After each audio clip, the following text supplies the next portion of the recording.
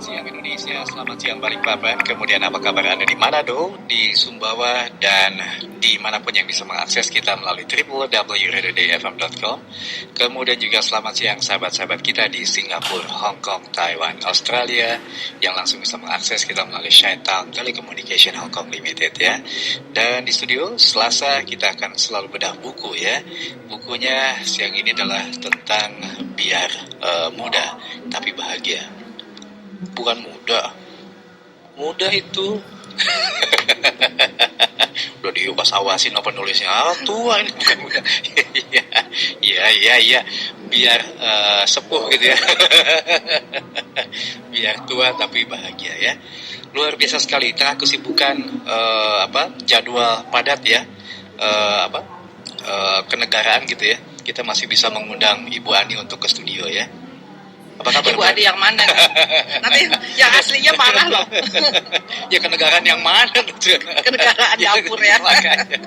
Ini Ibu Ani Jati, apa kabar Bu Ani? Kabar baik. Baik. Maka saya kaget tadi Bu Ani datang, Bu Ani yang mana? Karpet merahnya belum dipasang. Kok nggak ada kesibukan gitu ya? Biasanya ada kesibukan kalau ada Bu Ani ya. Ini Bu Ani ini adalah penulis, beliau adalah Ibu RT juga gitu ya? Ya. Dari dulu RT gitu ya? Dari dulu RT, baru terakhir sudah tua jadi penulis. Kemudian juga pengamat jalan raya. Betul sekali. Yang diamatin sama apanya, pengunya. Yang diamatin apa jalan raya itu? Ya kira-kira lubangnya ada berapa gitu, tiap kilometer. Kemudian juga penikmat makanan dan mall. Jadi pasti. Kuliner juga ternyata. Kuliner. Dan mall ini selalu, setiap mall pasti ada. Oh, di mall pasti ada karena sekalian mengamati tingkah laku orang buat dimasukin ke buku gitu. Jadi datang ke situ buat ngamatin doang ya. Makan juga sih. Oke, Bu Ani ini buku yang keberapa sih Bu? Buku yang ketiga. Buku yang ketiga ya, biar tua tapi bahagia gitu ya. Yang namanya bahagia adalah katanya siapa lagi yang bisa bikin bahagia kita kalau bukan kita sendiri. Betul. Kenapa mesti begini pembukaannya? Ya, karena gini ya, kalau misalnya orang lain yang membuat kita bahagia, itu kebahagiaan semu. Jadi kebahagiaan yang sesaat, habis itu udah ya. Kalau misalnya kesenangan yang dikasih ke kita itu udah selesai, kebahagiaan kita pun juga selesai. Sudah, mungkin 1-2 hari, seminggu ya itu. Tapi kalau kebahagiaan yang kita ciptakan sendiri dari dalam diri kita dan kita penciptanya, itu akan abadi. Ya. Jadi kebahagiaan itu kita yang buat ya, bukan orang lain. Bukan orang lain. Contohnya apa sih? Ya misalnya kadang-kadang simpel ya.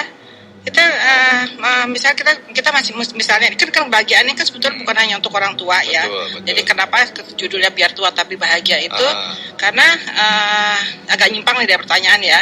Jadi kebiasaan itu orang-orang yang udah memasuki umur nggak semua mesti pasti ya, antara 50 sampai 60 itu kadang-kadang suka lupa bahwa dia juga harus memiliki kebahagiaan. Jadi orang pikir tuh kalau udah umur 50-60 tuh udah deh, lu jangan macam-macam lagi deh gitu, nggak buat diri sendiri tuh nggak perlu gitu. Nah kalau misalnya kita menciptakan kebahagiaan buat diri sendiri itu misalnya gini, waktu kita muda nih ya, kita lihat anak kita umur berapa bulan gitu, dia ketawa sampai ngakak-ngakak gitu ya, itu kita bahagianya tuh beda gitu loh.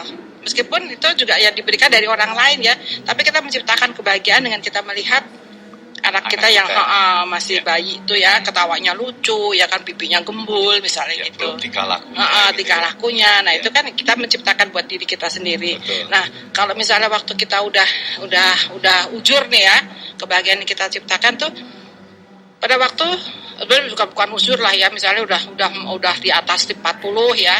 Itu pada waktu anak-anak kita lulus sekolah sarjana.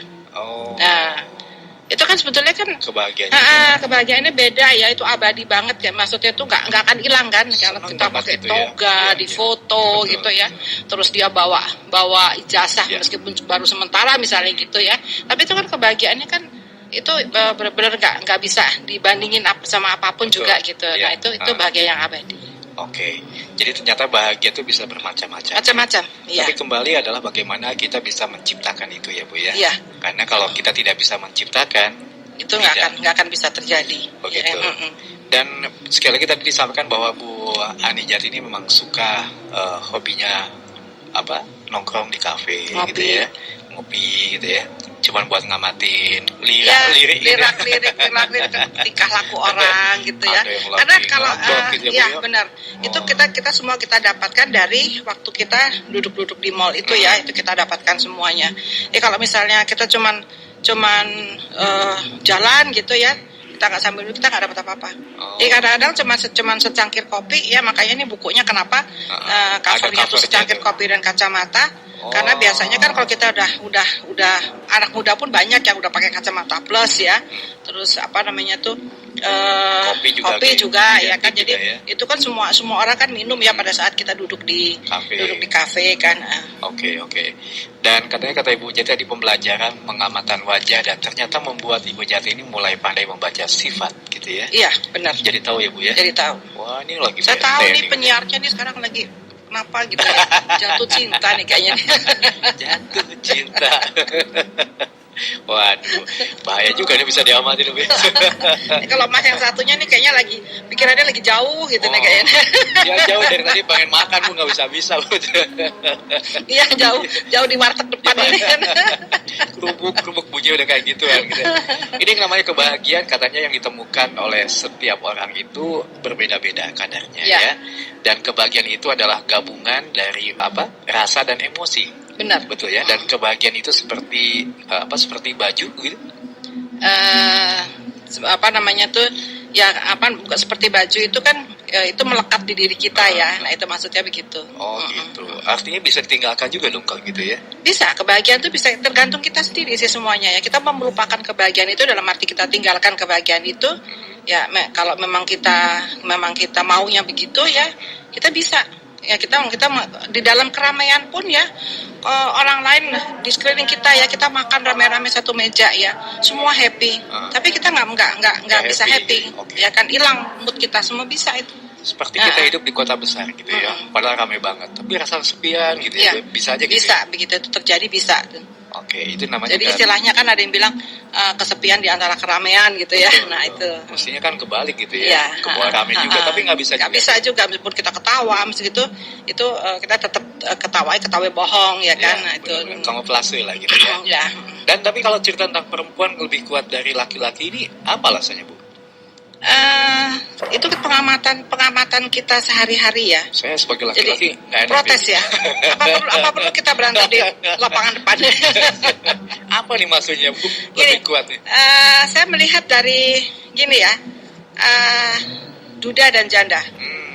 Kalau janda itu banyak yang dalam jangka waktu lama dia misalnya mau nikah lagi ya, gitu dia baru bisa nikah lagi, apalagi yang meninggal istrinya ya, meninggal suaminya itu kadang-kadang sampai mereka tua pun mereka nggak akan nikah lagi, ya kan. Kalau yang bercerai ya ada juga yang menikah lagi ya meskipun suaminya meninggal ya, tapi kalau laki-laki enggak.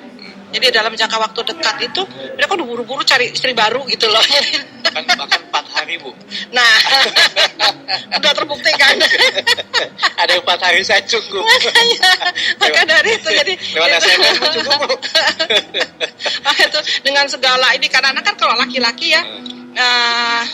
Misalnya ada problem anak gitu ya, dia kan udah bingung nih. Sementara mungkin si istri udah mungkin bercerai atau meninggal ya, dia udah bingung kan mengatasi anak-anak. Tapi kalau istri itu bisa mengatasi. Gitu ya. Sekarang yang sepele aja, bikin kopi sendiri. Kadang-kadang ada yang nggak bisa loh. Ya kan, mungkin kalau generasi muda sih mudah banget, tapi generasi yang seangkatan sama saya banyak bapak-bapak yang nggak bisa bikin kopi. Makanya kenapa pada pergi ke warung kopi. Nah itu dia.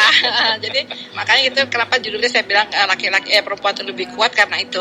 Karena ini pengamatan Ibu gitu. Pengamatan saya juga dari hasil saya interview teman-teman gitu kan ya. Itu banyak yang mereka yang janda-janda. Contohnya lah kan masalah perkawinan gitu. Perkawinan, dalam perkawinan ya. Jadi kalau wanita itu ditinggal sama suami, dia masih bisa tahan. Masih bisa berdiri sendiri. Sampai jangka waktu yang cukup lama itu gitu mereka ya. Bisa. Tapi kalau suami mungkin kalau laki-laki 1 tahun 2 tahun malah ada ya kan yang baru berapa bulan istrinya meninggal, banyak itu ya kan. Itu udah cari lagi, dapat pacar baru istilahnya gitu kan.